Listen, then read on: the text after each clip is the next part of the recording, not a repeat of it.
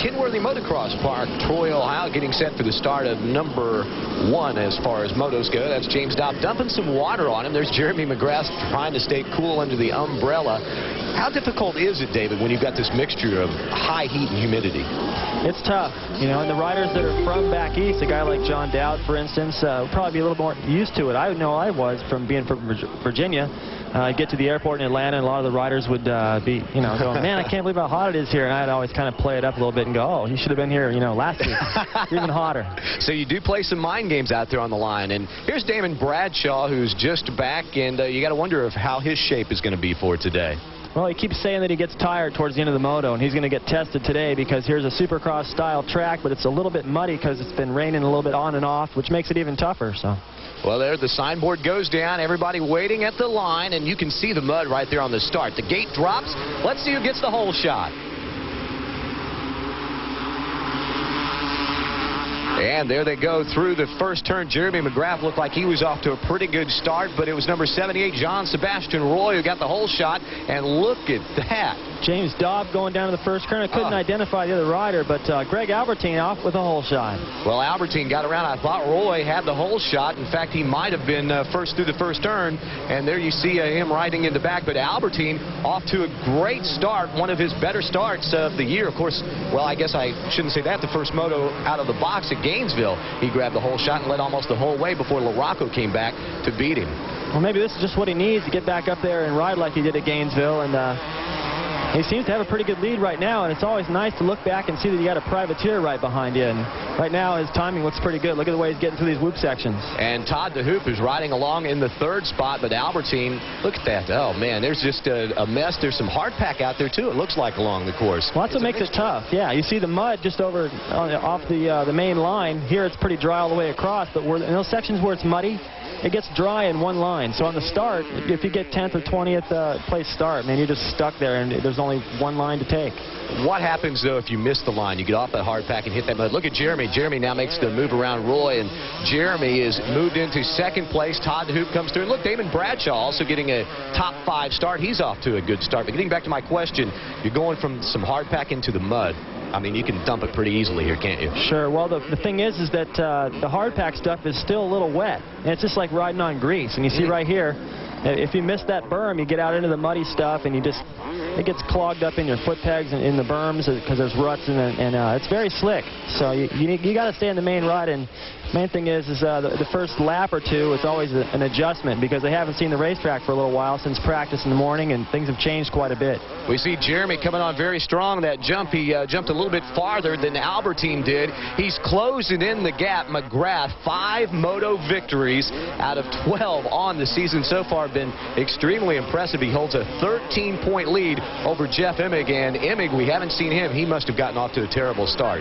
Well, that's good news for McGrath, because right now he's poised and ready to take on Greg Albertine, and I'm glad to see Bradshaw up there. That's the kind of start he needs, and you know, he's been falling down in the first corner and having some problems, and I'd sure like to get him up there, but there you see some of that one-line situation all the way down this straightaway. If they were to go to the right there, it's just soup, so it makes it tough to pass in some areas.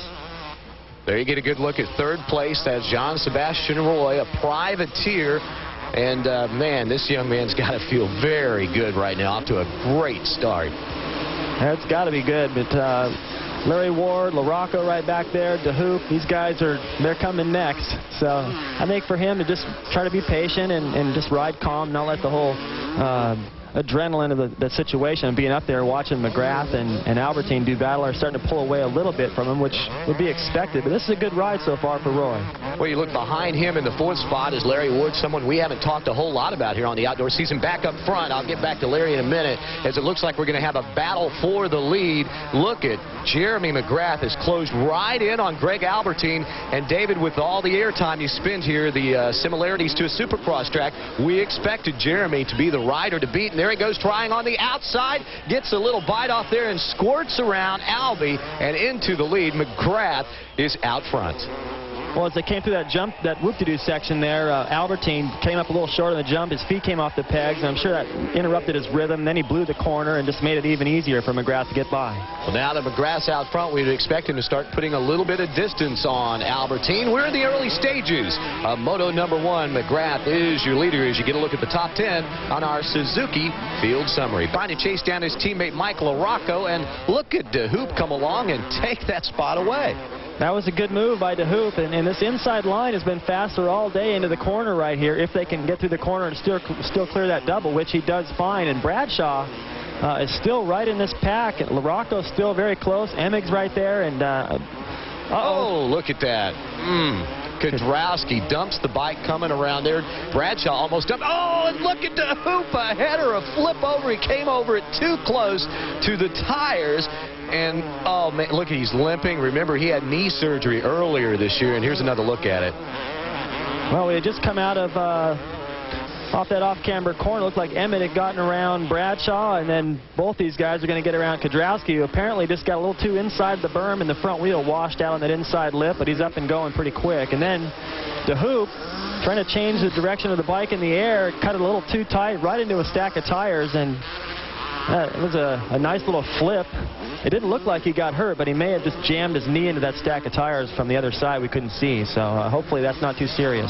Well, remember, he did have surgery earlier this year. In fact, he missed Mount Morris, worked as a mechanic for his brother Chad. Now you're getting a good look at Larry Ward as he has gotten around John Sebastian Roy, and this is a battle for third place. And back on, that's Larry Ward there. And we're talking about Larry. He finished second overall in the Supercross, but outdoors, David, he just hasn't had much luck. 14th at Redbud last time out. Right. Well, you know, he just hasn't had this kind of series that we would have expected. And it's hard to say if he used up all his steam in the indoor series, and now he's just can't quite get things together. I know he's had some bike problems, and that never helps. But this is a track, like we said, it's kind of a Supercross where we expect Larry Ward to do better, and he's doing great. He's in third place right now, and he's still ahead of LaRocco, who just got around Sebastian Roy while we're talking about Larry. Well, LaRocco riding along in fourth. Here's your leader, McGrath. And remember, before we went to break, I said look for him to put some distance on Albie. Well, he's done exactly that. And now Larry Ward comes back just about 2.5, 3 seconds behind in third place. And then there's LaRocco. You got to expect LaRocco is going to make a charge in the second half of this first moto. Well, Phil Lawrence, one of the top privateers on the circuit, is having a problem, we're told. Art Ekman has that story.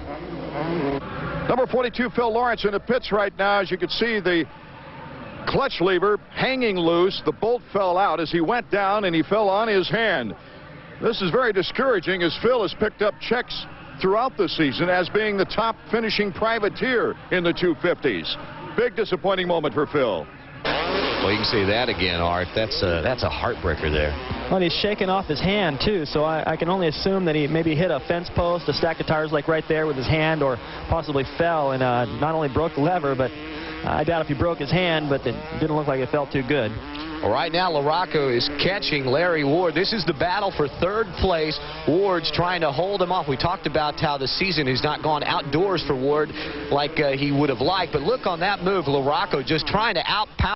Small jump into the right-hander, and LaRocco is right on his tail, and now is the time to put the pressure on him. Well, I think so, but they're into some of the one-line sections. As you can see, there's only one good berm right there, and they come down these straightaways, and there's one good berm right here. LaRocco's going to take a look up through the mud. Well, he gets around Larry Ward. Larry off to a really good run today. Let's check into his pit. Clint, despite the fact that he was just passed by LaRocco here on the straightaway, this is the best performance yet for Larry Ward early. Yeah, we've all been working really hard the last previous races. You know, things haven't gone right, but we've all been working really hard, and he's in good shape, so let's hope we can pull off an overall, good overall. Well, he's in a better position to finish better than 7th, which is his best finish so far. Yeah, there's no doubt about that. That's our best finish so far, but we're here to make it better again. Curly Ward sits 8th in the points, and on the No Lean Sizzler Yamaha. A little further back in the pack, Kedrowski, remember, he had fallen He is back up and on his way again. Of course, it was just a light fall, I guess you could say, but he's battling right now with Damon Bradshaw. Well, remember, Bradshaw got by him when he was on the ground, so Kedrowski recouped pretty good and has gotten back around Damon, and he's still right in tow with Jeff Emig. So Kedrowski's obviously running the faster pace of these three riders. Well, this is 5th, 6th, and 7th, and Jeff Emig, after getting off to not exactly a great start, is starting to make a charge as we near the second half of Moto number 1. McGrath is still your leader as you take a look at the top 10 on the Suzuki Field Submarine. Been waiting for, and the financing.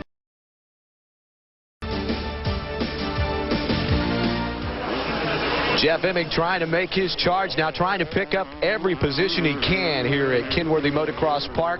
And oh, look at that, Greg Albertine loses it, and LaRocco finally finds a way to catch him, get around, and move into second place. But Emig has to pick up every position he can, David, just for points. Well, that's good news because these guys just slowed up the pace quite a bit, and that's going to allow Emig to catch up somewhat and maybe have a little more inspiration seeing how close he is to him. And, you know, you could see that one-line situation there where as Albertine dumped it in that corner, there was no room on the inside for LaRocco to get by. He already drifted too wide. He had to go over the berm and ride through all that mud. So both these guys lost a lot of time right there.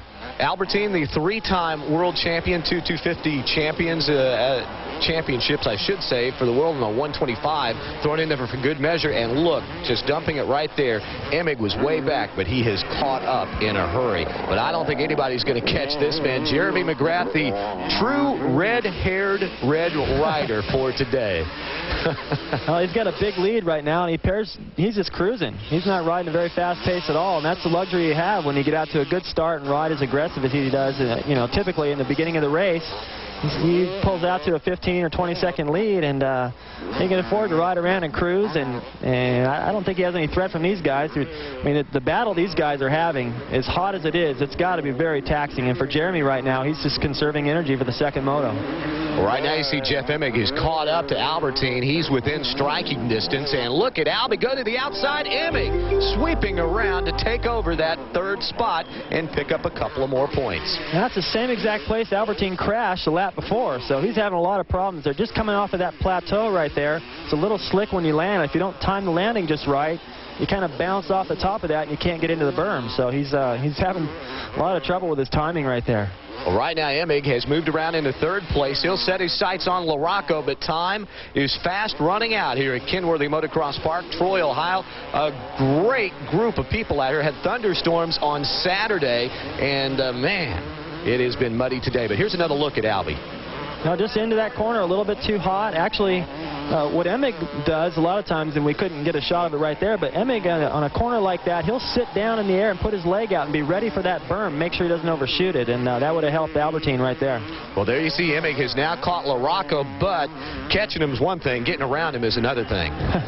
Well, it's tough in the sections like this right here where it is sort of one line, but you know, there's been some passing going on. LaRocco's worked his way up, got around Larry Ward, a few other guys, and it's not impossible. So if Emig appears to be riding a little bit faster pace right here, but we'll have to see if he can make that move. But this is the situation you've been talking about ever since LaRocco came back and Bradshaw came back. They can play a part in the championship because right now he is separating Emig from Jeremy McGrath. And as we get ready for the final lap, let's see if Emig can get around and look at that. Did LaRocco move over and let him go, you think? No, I don't think so at all. I think Emig just was determined to get around. He rode around that corner, carried more of his speed onto that straightaway, and just kind of rode through that deeper mud. And it's really tough to tell from this camera angle, but you're riding through that mud, fourth gear wide open, and it's like a rut. It's coming up, and it's almost wanting to drag your feet off the pegs, and he made it work. Right now, this man, Jeremy McGrath, making everything work. Listen to the crowd, boy. They're loving it. About 12,000 people are on hands here. Temperature right around 100 degrees. It is miserable. Look at him cheering on Jeremy McGrath, who's on his way, if he doesn't dump it, going to win his 6th moto of the season out of 13. A very impressive record so far, and right about now he could almost walk it over. There's the checkered flag. McGrath has come away with the victory in moto number 1. Jeff Emig is second, followed by Mike LaRocco in third, Greg Albertine fourth, and Mike Kedrowski